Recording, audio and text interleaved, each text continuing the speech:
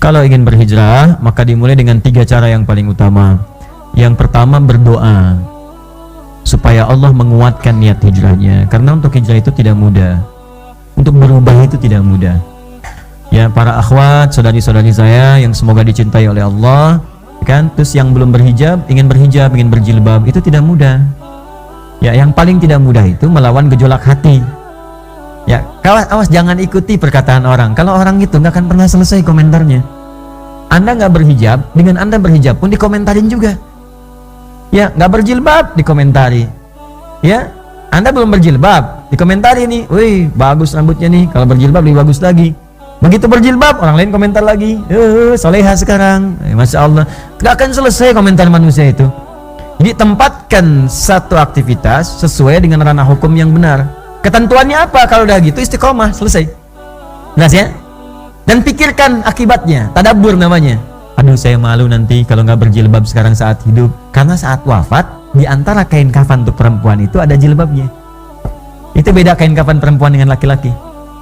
Ya, kalau perempuan wafat itu ada bagian helai kain kafan itu untuk kerudungan jilbab.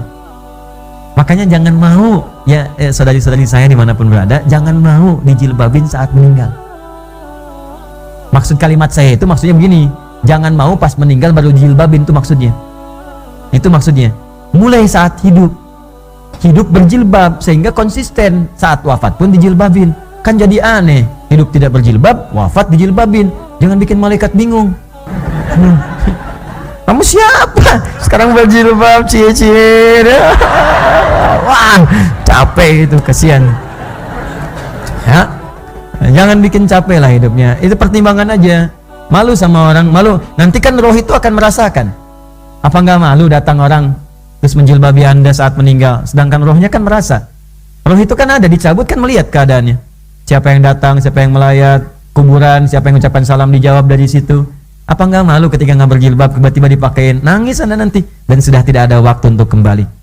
Anda bermohon pada Allah, ya Allah, fa'asaddaqa wa aku minas sholihin. Insyaallah 1 detik aja ya Allah, 1 detik untuk berjilbab. Nggak bisa. Kamu akan pulang. Sekarang selesai. Tuh. Ya, jadi berdoa dulu supaya dikuatkan oleh Allah. Dengan doa itu nanti mantap hati. Kalau sudah mantap hati, yang kedua, cari guru untuk membimbing. Gurunya yang benar. Ya, kamu hijrah, pengen pahala paling besar enggak? Jihad, bom tuh depan itu tuh. Waduh, udah. Nah, itu tinggalkan. Seperti itu jauhi. Ya, cari guru yang baik. Guru yang baik itu siapa? Cirinya gampang. Guru yang mengajak pada nilai keislaman yang benar. Islam itu damai, Islam itu tenang, Islam itu tentram, Islam itu baik. Itu kata dasarnya. Islam itu patuh, tunduk kepada Allah. Jadi ketika dia ngajak, yuk sholat, belajar dengan baik, ya, kasih ilmunya, begini cara ilmu sholat yang baik.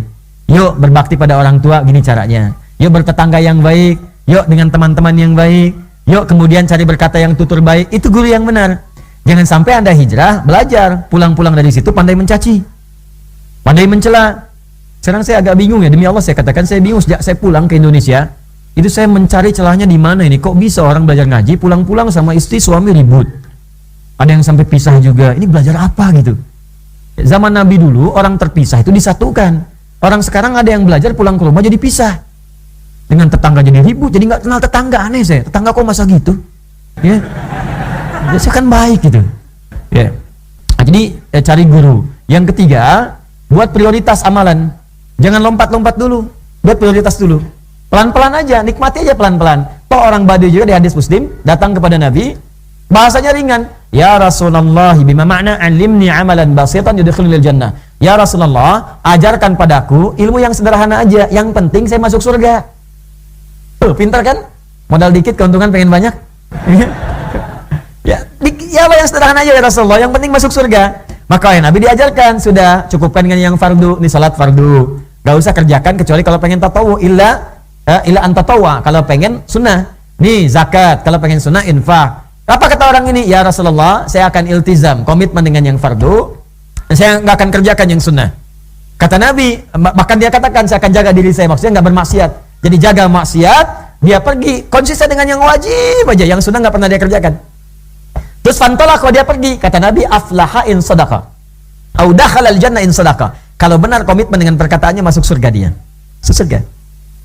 Dia kerjakan yang fardu aja, sunnah nggak dikerjakan. Puasa sunnah nggak pernah, sholat sunnah nggak pernah, tapi catatan hindari maksiat. Karena setiap bermaksiat pahala ditarik untuk menutup dosa. Orang ini kan tinggal di padang pasir. Kalau di padang pasir mau maksiat bagaimana? Mau zina nggak ada yang dilihat unta. Unta emang kan nggak pakai baju. Apa yang dilihat siapa? Yang dilihat unta, padang pasir lagi. Jadi maksiatnya tipis. Ente pengen ngikutin, mustahil. Karena kita tinggal di lingkungan seperti ini tiap hari, maksiat kelihatan, terdengar. Gibah di setiap tempat. Sekarang gibah masuk ke rumah, dikemas dengan kemasan yang bagus. Masuk ke TV, ada acara, ada ini, dinikmati juga. Bahkan dihitung, kapannya jadwal acaranya. Cita-cita surga tapi menikmati maksiat kan bahaya gitu. Jelas ya? Nah, jadi bikin prioritas, sholat dulu. Sholat udah bagus, naik puasa. Ya, ilmunya diisi.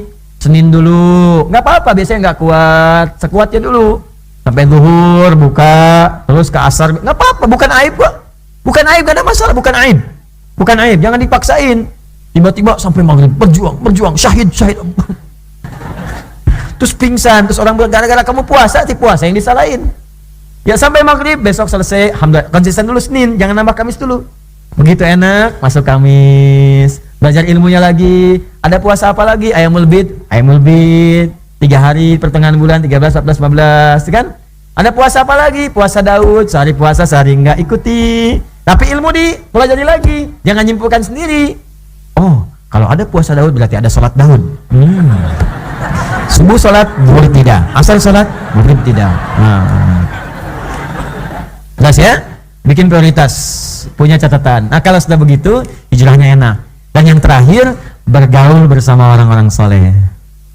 Itu dia cukup dengan amin, gaul, lihat ya, lihat. Maka di dalam rumah hijrah bareng-bareng, suami jadi soleh, istri jadi soleha, maka anak otomatis akan soleh semua. Tetangga cari teman yang soleh. Antum kalau cari ilmu, cari sekolah-sekolah yang baik, kampus yang baik, pilih teman-teman yang baik. Di kantor pilih teman-teman baik, supaya mengajak pada yang baik. Jadi kalau sudah gotong royong ibadahnya ringan nanti. Begitu misalnya, maaf ya, Allahu Akbar, teman yang ngajak, ayo ke masjid. Tuh.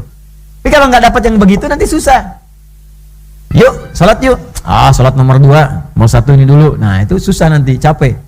Carilah, rezeki itu teratur. Dunia kita sudah jelas, surga kita yang belum jelas. Jika Anda belum mampu berlomba dengan orang soleh meningkatkan kebaikan, maka berlombalah dengan para pendosa untuk bertobat di hadapan Allah Subhanahu wa ta'ala.